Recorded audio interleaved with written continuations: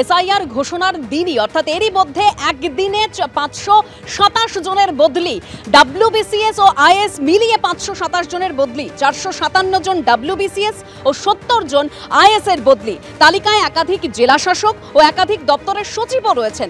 হুগলি, দক্ষিণ দিনাজপুর, পশ্চিম মেদিনীপুর, কালিম্পং এর ডিএম বদল করা হয়েছে। 24 পরগনা, কোচবিহার, মুর্শিদাবাদ, পুরুলিয়ার জেলা শাসকও বদল করা হয়েছে। কিন্তু এই বদলির কারণ কি, আর কি তথ্য রয়েছে, আর বিস্তারিত জানবো সরাসরি পার্থপ্রতিম ঘোষ আমাদের প্রতিনিধি রয়েছেন আমাদের সঙ্গে। পার্থ, দেখো একদিনে এই বদলি এবং যেটা হচ্ছে 24 তারিখ একটি অর্ডার পাস হয় এবং সেই অর্ডার পাস হয়ে কিন্তু এই বদলিগুলো হয়েছে, যার মধ্যে ডাব্লিউবিসিএস এছাড়া আইএএস অফিসারদের বদলি করা হয়েছে। এবং এই তালিকাটা একেবারে যে তালিকাটা সেটা হচ্ছে আইএএস অফিসার 70 জনকে বদলি করা হয়েছে, অন্যদিকে ডাব্লিউবিসিএস অফিসার 457 জনকে বদলি করা হয়েছে। অর্থাৎ মোট সংখ্যাটা দাঁড়ালো 527 জন আমলাকে বদলি করা হলো। এবং সেক্ষেত্রে 14টি এমন জেলা রয়েছে যে জেলার জেলা শাসক বা ডিস্ট্রিক্ট ম্যাজিস্ট্রেটকে কিন্তু বদলি করা হয়েছে। দর্শকদের জানার জন্য আরেকবার বলে রাখবো কোন কোন জেলা, তার মধ্যে রয়েছে হুগলি, কালিম্পং, পশ্চিম মেদিনীপুর, দক্ষিণ দিনাজপুর, এছাড়া উত্তর 24 পরগনা, দক্ষিণ 24 পরগনা, কোচবিহার, মুর্শিদাবাদ, পুরুলিয়া, দার্জিলিং, মালদা, বীরভূম, ঝাড়গ্রাম ও পূর্ব মেদিনীপুর, এই 14টি জেলার ডিএমকে বদলি করা হয়েছে। এবং এই যে বদলি সেটা নিয়ে কিন্তু ইতিমধ্যেই যেটা পড়াশোনার তরফ থেকে বলা হচ্ছে রুটিন বদলি, কেউ কেউ 3 বছরের ওপর সেখানে ছিলেন সেই জন্য বদলি হয়েছে।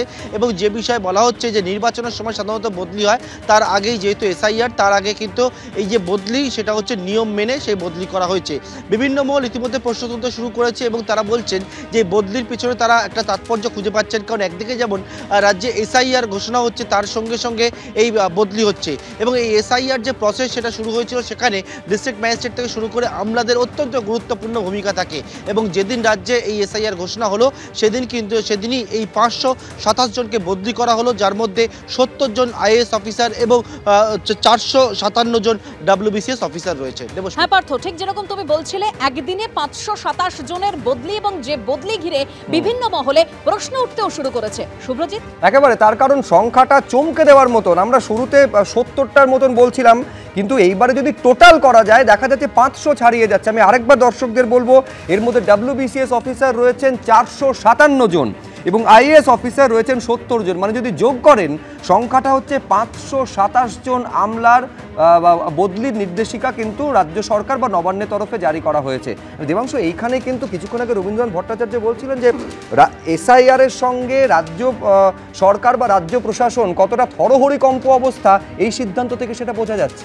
হ্যাঁ, শীতকাল আসছে, এটা দেখেও বোঝা যাবে রাজ্য সরকার কাঁপছে। দেখুন, অনেক কিছু বলা যায় বলার জন্য, জানেন তো, এই সমস্ত কথা বলে লাভ নেই। আমি শুধু একটা কথা বলি। আচ্ছা, ধরুন এই বিজেপির যে প্রথম থেকে যে আপনি যদি নীতিগুলো দেখেন, এনআরসি, তারপর আজকের দিনে পরবর্তীকালে আমরা এসআইআর নিয়ে আলোচনা করছি, এই কোনোটা কিন্তু ইনক্লুশনের প্রসেস না। না, সেটা আপনারা অফিসিয়ালি বলতে হয় বলছেন, আমরা তো জানি আসলে কি। আমি বলছি যে এই যে প্রসেসগুলো, এগুলো হচ্ছে পুরোটাই এক্সক্লুশনের প্রসেস। এবার আমি আপনাকে জিজ্ঞেস করছি, আচ্ছা আমি বলুন তো, যদি বাদ দেওয়ারই প্রসেস হবে, মহারাষ্ট্রে 4.5 বছরে ভোটার বাড়লো 40 লাখ, আর লোকসভার বিধানসভার মাঝে 6 মাসে ভোটার বাড়লো আরও 40 লাখ, অর্থাৎ 4.5 বছরে 40 লাখ, 5 লাখে 40 লাখ। আমি বলছি যারা রবীন্দ্রনাথ বাবুর মতো মানুষেরা পার্সেন্টেজ নিয়ে গবেষণা করছেন, একটু গবেষণা করে বলবেন 4.5 বছরে 40 লাখ আর 6 মাসে 40 লাখ, এই শেষ 6 মাসে এতগুলো ভোটার কোথা থেকে উড়ে মহারাষ্ট্রে এলো? এবং যেখানে দেখা গেল 6 মাস আগে লোকসভার ফলাফল বিধানসভায় পুরো উল্টে গেল, একদম গোহারা বিজেপি একদম হৈ হৈ করে জিতে গেল 40 লাখ ভোটার 5 মাসে বাড়ার পর। এই 40 লাখ কোথা দিয়ে এলো? এরা রোহিঙ্গা, এরা বাংলাদেশি, এরা গুজরাটি, এরা বিহারি, কে উত্তর দেবে?